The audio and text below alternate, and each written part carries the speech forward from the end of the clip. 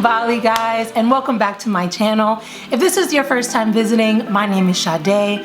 Welcome. I'm so happy to have you guys here. It is currently March 2020 and I am in India at the moment, and unfortunately due to world events, the government has had us under self-quarantine and has us practicing social distancing because of the coronavirus epidemic. So I am so embarrassed that it's taken me so long to get this video out to you guys. I literally have been sleeping on it for 7 months. Last year I had the opportunity to visit Bali for the second time, so I have so much information bursting out of me that I've been wanting to share with you guys regarding things to do and places to see during your visit, hopefully sometime in the near future. If you checked out my last Bali video, I kind of gave out a brief introduction on where Bali is located geographically and some of the important significances regarding their culture, religious practices, because all of this will matter in terms of what you're seeing in your surroundings and how people greet you and the customs when you're visiting Bali. I also give a brief itinerary on things to do while visiting one of Bali's most popular villages called Ubud. So definitely be sure to check that out if you're interested. I'm drinking wine, sorry. Whatever, it's the weekend. But as a quick refresher, Indonesia has about 17,000 islands, guys. It's the world's largest island nation, and Bali, which is an island province, happens to be one of Indonesia's most popular tourist destinations. The climate in Bali is relatively temperate. The temperatures average anywhere between 70 and 90 degrees Fahrenheit. Monsoon season, let's see, is sometime around October through April. So keep that in mind, guys, before planning a trip and especially before booking those flights. As of today, again, I'm in March of 2020. US citizens are not required to purchase a visa. You can travel to Bali on your passport and stay for up to 90 days. Although it is pretty easy, I hear, to get a visa electronically. So if you do plan on spending more time in Indonesia, be sure to check out your Department of State's website to be able to get some more information regarding, getting a longer term visa for Indonesia. Both times I visited was during the months of August and September, so the weather was amazing during that time of the year. We did have a few days where we caught some rain, but honestly it was when we were venturing inwards up in the mountain range of the island. But honestly, it only lasted a couple of hours. It didn't ruin our trip at all. And it was actually a nice relief because it kind of cooled off the climate from that, intense heat that you normally get during the summer months. So while trying to organize my thoughts in terms of how I wanted to present this information to you, I quickly became overwhelmed because literally there's so many things to do there, and I kind of was a little bit scatterbrained in terms of how to organize it to make it edible for you guys, if you will. So I decided to turn this video into my top 25 recommended kind of bullet point list and go into my favorite places to eat, to see, to visit, to explore while visiting Bali. Now, just as a disclaimer, this list isn't in any kind of order. I just kind of tick through them. It doesn't mean one is better than the other. It's just to give you a head start into planning, getting an idea of what it is that you would like to do, since most people's time will be limited during your trip. Okay, here we go. Top 25 recommendations while you're visiting Bali. I'm still the same man I was. Our first attraction takes us to the southern peninsula of Bali. Every evening around 6 p.m. next to the Uluwatu Temple, a traditional Balinese fire dance show takes place in the most scenic cliffside outdoor theater I have ever seen. It's difficult to describe the show because honestly, it's unlike anything I think I've ever seen in my life. It's called the Uluwatu Kecak Fire Dance Show. It's a bit weird yet fascinating. There's a huge cast of dancers and characters that demonstrate Hindu teachings through the form of dance, sounds, and fire. I mean, it's damn near interactive, y'all, of how close the guests sit next to the performers inside of the theater. I will say, please try to arrive to the theater just before 5 p.m. to hold your place in line to purchase tickets. You can try to purchase them online, but honestly, I had no success. I tried calling, I got a busy tone, I tried to email, didn't get any responses, so I basically just had to show up an hour before the show starts when the line opens to be able to purchase those tickets. Luckily, we had a driver who was kind enough to hold our place in line while we explored the Uluwatu Temple, which again is adjacent to the theater.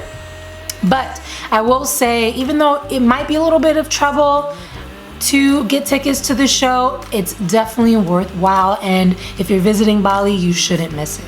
Next to and not too far from the Uluwatu Temple is the Padang Beach. This isn't on the list. I'm just kind of gonna list it as a 1A because I've heard so many incredible things about it when doing my research from other bloggers and YouTubers, of course. I didn't get a chance to visit, but if you're staying in this area of Uluwatu and you're looking for a fun beach day out, I highly recommend it, or at least it came highly recommended from other bloggers. The ocean seems to be pretty safe and calm in this area, so it's great for like beginner surfing, let's say. And fun fact, this beach was also featured in the very popular movie starring Julia Roberts called Eat, Pray, Love, which is actually how I learned about Bali, coincidentally, in the first place. So definitely try and check it out. I know I will try to on my next trip. Moving up a little further north, but still on the southwestern side of Bali, is a village called Kuta. And this village was the first to kind of see more of an urban tourist development. It's located just around 20 minutes, well, depending on traffic, from the airport and Denpasar, which is the capital of Bali. So I highly recommend that you stay here or check this village out. We ended up staying at a resort called the Sheraton, which is a 5-star resort, and it was incredible, directly across from Kuta Beach, which is gonna be my number 2 pick for you guys. This beach is known for its calm waves, so again, it's really good for surfing, and oh my god, the sunsets in Bali are just so amazing. There's an infinity pool at this hotel, large spacious rooms. So if you're looking for a place to stay, I highly recommend the Sheraton. The staff were amazing and the hotel is incredibly beautiful. Leading into my 3rd pick for the list, the Sheraton Resort is actually adjacent to the Beach Walk shopping center. Normally when you're on vacation, you like to buy little souvenirs, gifts and whatnot, and this would be a great place to do it.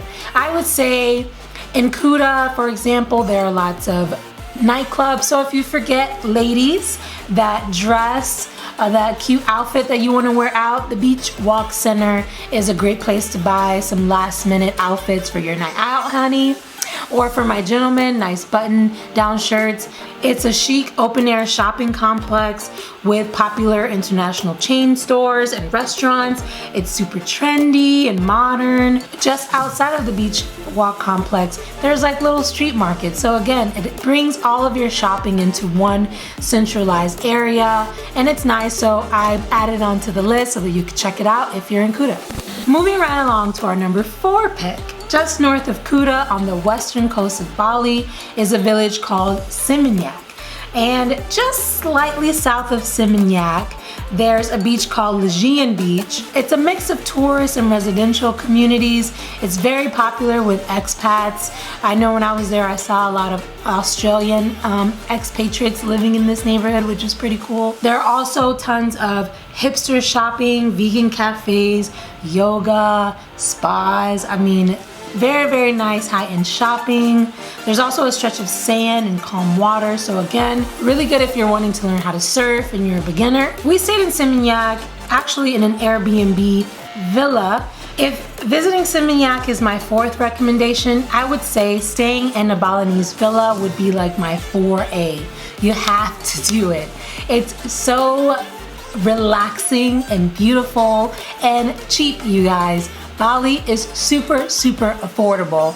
I think we rented our villa, which was a 3-bed, 3-bath, private pool. The lower level where the kitchen and the living room were all exposed, a kind of indoor-outdoor living, for around 150 US dollars per night. And we were 3 couples and we shared each of that $150 a night. So it comes out to be really, really affordable. Definitely recommend that if you're visiting Bali, that you kind of diversify your accommodations, whether it be staying in a resort one night, maybe staying in a hostel if you're budget traveling. But then if you're traveling with friends, I would say the most economical would be to get a villa. You definitely have to try it.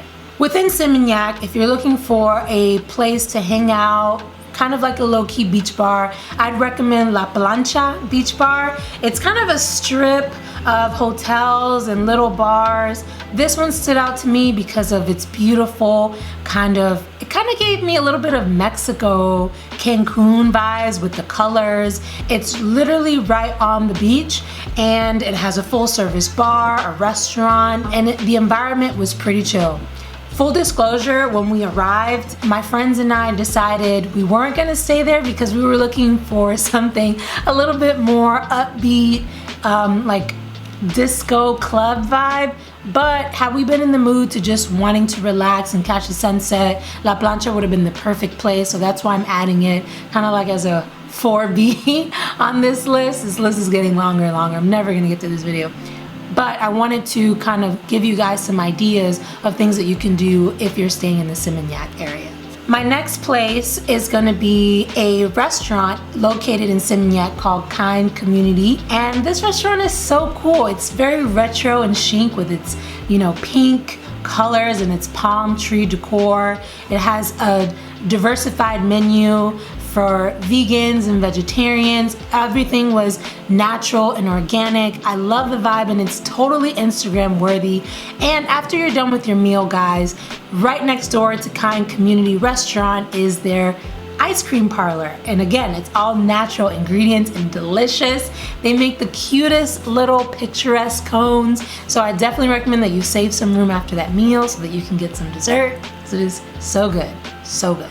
And as a bonus, guys, again, I didn't get a chance to visit these places, but I've heard good things about them from other bloggers. Bali Bola is one of those places, and La Laguna was another place that came highly recommended. So if you're staying in Seminyak, just to give you an idea, definitely check out these places. I didn't have a chance to, but I hope to on my next trip. Moving right along, still located on the southwestern coast of Bali, but a little bit further north, we make it to the village of Canggu. Now, unlike Kuta, which is again more urban, more of a busier hotspot area, Canggu is more relaxed, more residential. The beaches are popular here for surfing, but let me give you a warning because unlike some of the other beaches that I've mentioned earlier, the waves in Canggu were pretty rough. We did stay in Canggu on our first trip, and literally just standing at the shoreline, the waves could be 5 to 7 feet high. It is not the most ideal for swimming. It can be a little scary. If you're not a strong swimmer, I wouldn't recommend going out there. If you're an advanced surfer, go for it. I'm pretty sure it's perfect for you guys. Nonetheless, Canggu is a really popular place, which brings me to where we decided to go instead of La Plancha, which is my favorite place for the beach party vibe in Bali. It's called Finn's Beach Club. I absolutely love Finn's. It's the perfect ambiance for international foods, music, pool, lounge beds. My husband and I reserved a dual lounge bed for $50 minimum per person, so $100 for both of us. But don't freak out, okay? That $50 will actually go towards your food and your drinks tab, which, if you're spending a couple hours there drinking and eating, you could eat that $100 up pretty fast, as we did. And it also includes a towel, which is really nice. There are clean restrooms and showers. There's a dope DJ, a dance floor right next to the pool bar. And if you'd rather take a dip in the beach, there's a private access from Finn's Beach Club, onto the beach, which is amazing. I absolutely love this place, you guys. I had so much fun. I vaguely remember some of that time because we really use up that $100 that we put in reserve towards our beds, but definitely a great time. While in Canggu, we stayed at Lalasa Villas, which is just around 10 minutes walking distance from Finn's Beach. It's a full service villa. There's a restaurant on site with daily housekeeping. I did a full video on this, guys, so if you're interested in looking for a place to stay in Canggu, I highly recommend it. Again, the villas are beautiful and it's super affordable. Also in Canggu, not too far from the Lhasa Villas, because my husband and I try to work out when we're on vacation, there's a CrossFit gym 5 to 7 minutes walking distance from these villas. It's called S2S CrossFit. There are tons of cool, trendy, restaurants and vegetarian friendly restaurants in that area, as well as a little grocery market. So Canggu is a perfect place to stay if you're just wanting to relax, kind of remove yourself from the party scene of Kuta, let's say. Number 7 on my list, also located in Canggu, is Old Man's Restaurant and Bar. If you're just looking for a night out, there's a nice outdoor vibe with live music. Again, this is just to give you an idea of some things that you can do in the Canggu area. Number 8 is the Lounge Beach Bar, which is also located in Canggu. Unlike more of the club scene at Finn's Beach Club, the lawn is more chill and relaxed. It's a great place to catch your dinner and catch the sunset. When we got here, the clouds were covering most of the sky, so I'm like, oh, really disappointing. But Bali did not disappoint me on our last night. Look at this sunset. Which was incredibly beautiful. Their food and their cocktails were delicious. Highly recommend it. Located around 12 miles from Denpasar, Tanah Lot is gonna be my number 9 recommendation for you guys. It's located in an area called Tibumana. Sorry if I mispronounced that. Tanah Lot translates into land in the sea. This Hindu temple sits on a rock formation that has been shaped by the ocean tide. The temple is one of 7 sea temples around Bali. The day we visited, however, the tide was high and a bit rough, so the local authorities decided to close it. There's a natural access path, but it was flooded with water. And those rocks, they get kind of slippery, so I think it was a good thing that they closed it. You just want to be careful not to get caught in the tide coming in, or you're really going to scrape yourself up pretty badly. There's also a small market with restaurants to eat. There's toilets, which is a plus. And honestly, I feel like the Balinese government does a really, really good job, in my opinion, to catering to the needs of tourists by making these attractions organized, safe, and enjoyable experience for all visitors to Bali and all of their attractions. Bringing us to number 10, I'm taking you further inland to the southern part of the island. That town, you guys, is called Ubud. And Ubud is immensely popular for its rice terraces and waterfalls. There are so many things to do here.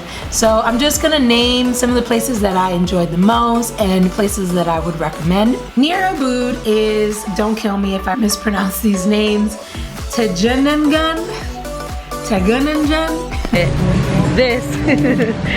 The entrance is about 20,000 rupiah per person, which is around $1.25, so it's pretty cheap to see. And there's a little bit of a small hike down some stairs, down a pathway, but hopefully we should see a big, beautiful cascade at the end of this trail. It's becoming pretty popular amongst tourists. There's a shallow pool at the base for swimming. Although the pool was partly blocked off, I'm assuming it's because of the intensity from the water falling off the cliffside. There are surrounding restaurants and just tons of photogenic displays that are Insta-worthy. Next, number 11 is Tibumana Waterfall. It's another beautiful cascade located near Ubud. Again, it's an easy hike with a shallow pool. There were other tourists there when we arrived, but surprisingly, it wasn't as crowded as I was expecting. The shallow pool isn't roped off like at the other waterfall, so you can literally swim right up to the fall. It seems like the current is pretty calm there, which is cool. Next on my list is the Goa Gajah Temple, and that translates to Elephant Cave. It's characterized by Hindu and Buddhist imagery.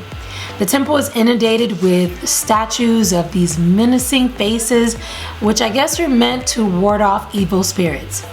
Keep in mind, ladies and gentlemen, as you're visiting all the temples throughout Bali, your knees and your shoulders should not be exposed. And ladies, unfortunately, it's not my rule, But if you're on your menstrual cycle, and some of the people at the entrances will ask, you're not allowed to go inside of the temples.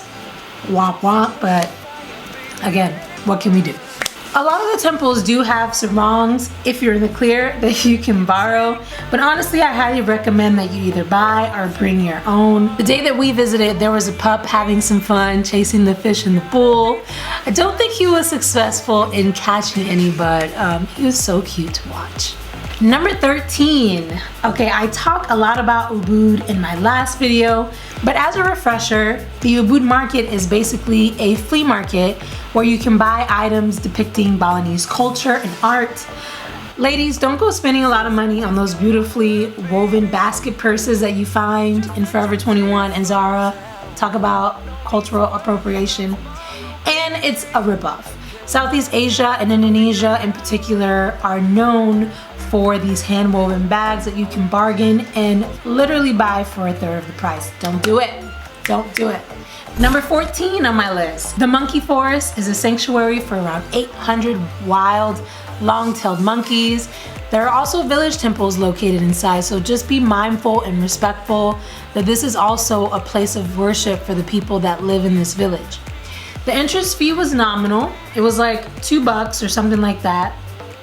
Now keep in mind, these monkeys are smart, you guys. So mind your belongings.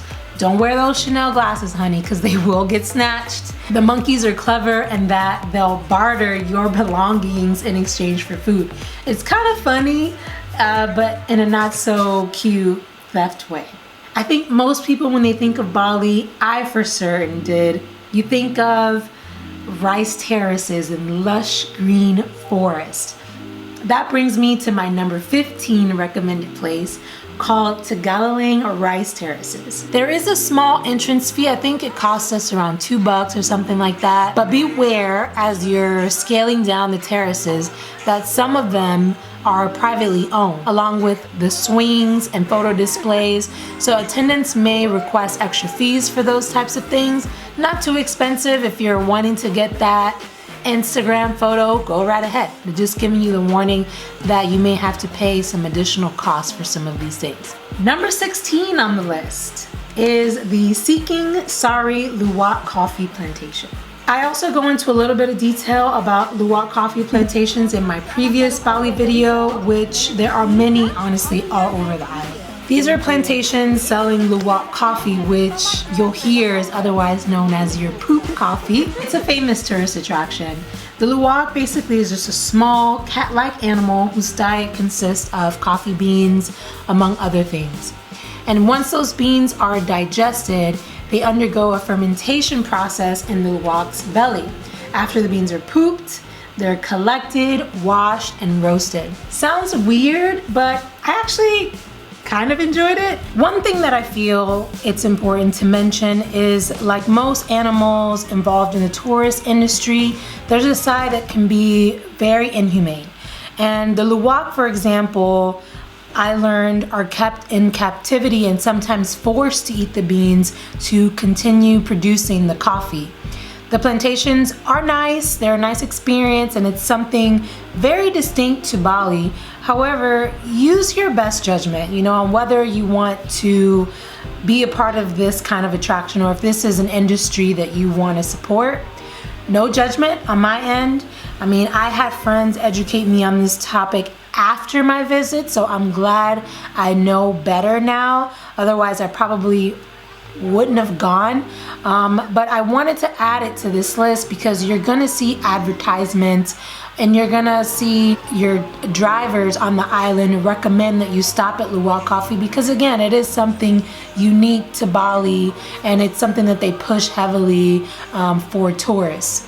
You don't want to be ignorant like I was, unfortunately, so I wanted to tell you this just as a precaution so that you can go in and make the correct decision for yourself as to whether or not you want to partake in this kind of, animal tourism or not. Number 17, guys, on my list, hold on, get my line, is the Tirta Empul Temple. It's another one of Bali's water temples. And the cool thing about this one is that it's more interactive. There are natural spring water pools which are considered to be holy for ritual bathing. The Balinese Hindus will come and in a sequence bathe at each of these specific water spouts. My friend Victoria actually did it. Victoria's ready for her spiritual awakening. Springtime, clarification of the mind and spirit time. And I loved watching her in that moment kind of just become zen and spiritual and meditate. And I think that's the whole point of it, right? Is to kind of connect with the culture and your surroundings and relate that back into your own life.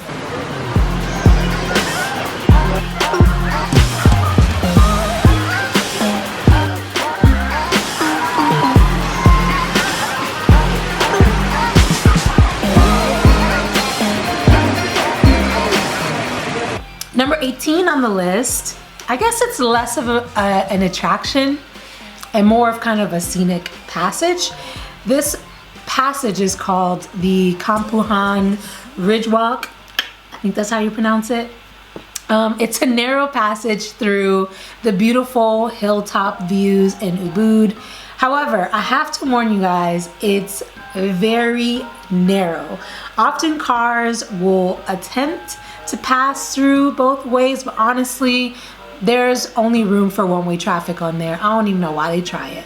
These last few on my list are gonna now take us to the eastern part of Bali, and we start off with a temple that's located in a village called Kynd, and it's called the Pura Goa Lawah Temple.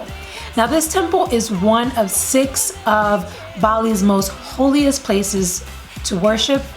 Goa Lawah translates to bat cave, and it was given this name because it's built around a cave opening that is inhabited by millions and millions of bats. For a small donation, a guru can give you a tour of the temple while also explaining the tenets of the Hindu religion and the significance of this particular temple. He goes into everything from the importance of the different structures on the property and the number of roofs on each structure. It's kind of weird, but everything has a meaning. Another reason why this temple is also significant is because, as the guru expressed, if someone were to die, the family members would travel from wherever they are on the island to this temple to practice a funeral ritual. The focus of the prayers at this temple center around, the afterlife of the dead. So when I visited, there was actually a ceremony taking place, which was pretty cool to kind of sit and watch, observe, and see for myself. Number 20, hang in there with me guys, is also located in eastern Bali and is a former royal palace called Tirta Gangga. On this property there are a maze of pools and fountains with tons of koi fish that you can feed. The water at Tirta is considered to be holy. So although it's not a temple per se, it's more of a recreational area, it still kind of gives you that kind of spiritual vibe, if you will.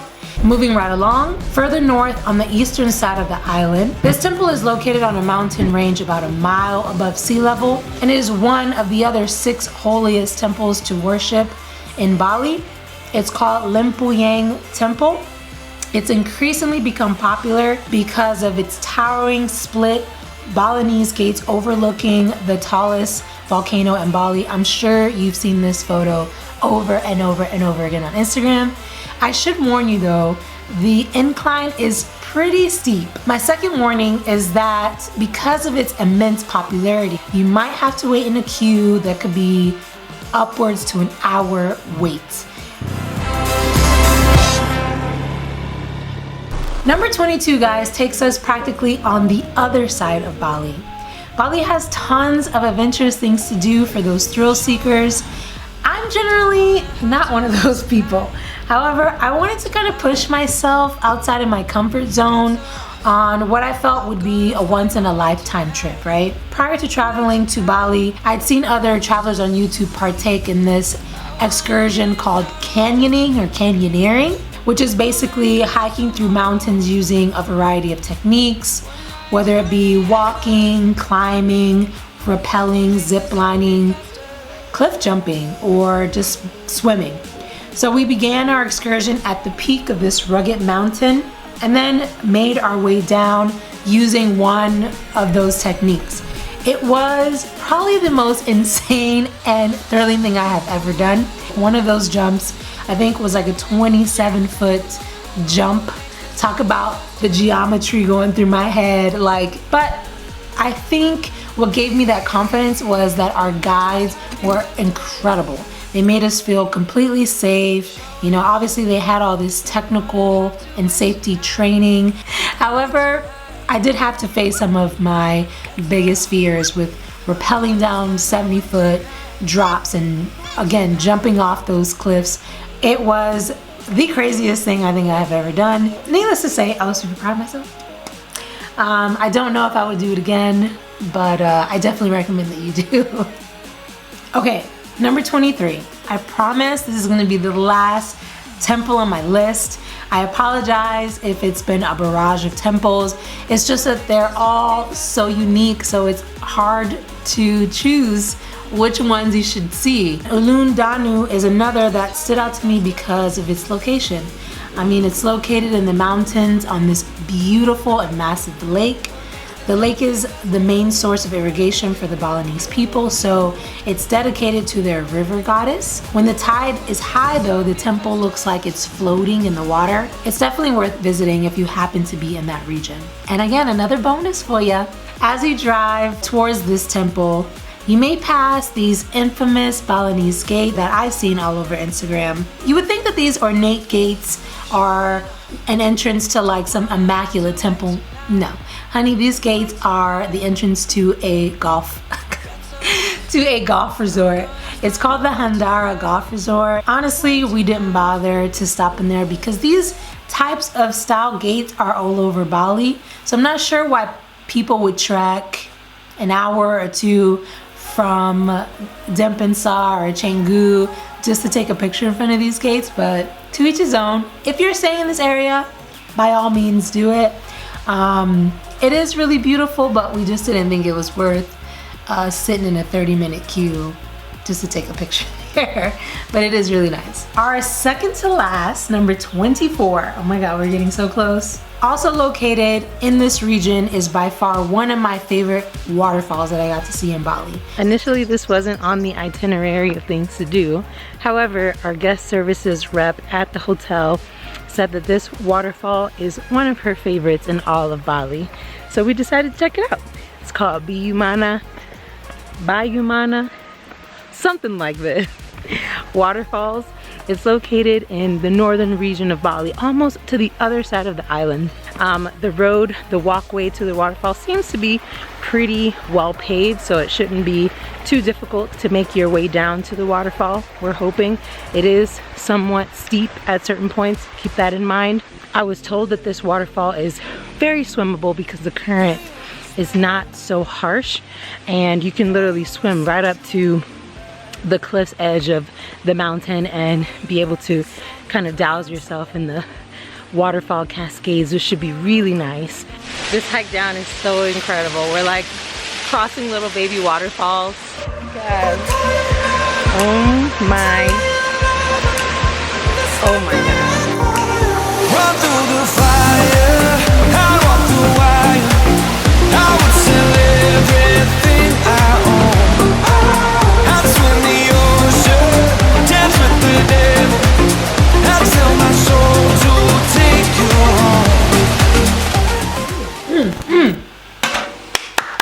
Yes, finally.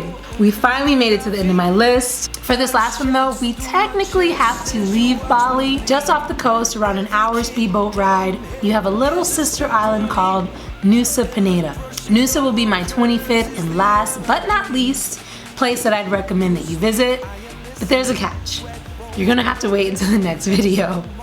Sorry you guys, I know this video has been so long, so I figured let me just cut it off right here. And plus, I really do feel like Nusa Penida is worth its own separate and individualized video because Nusa Penida is amazing. If you want to catch up that blog, please be sure to subscribe because you won't want to miss it. You guys are amazing. If you've stuck around this video to the very end, I hope that this video is helpful for you to begin your planning for your trip to Bali.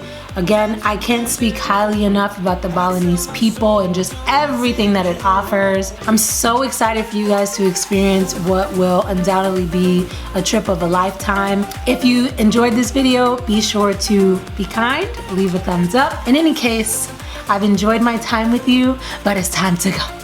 I think I've overextended it for too long. Lots and pizza love to you guys, and I hope that you stay safe during this coronavirus pandemic, and I will see you guys in the next video. One choice for the good of you, but not the one you make.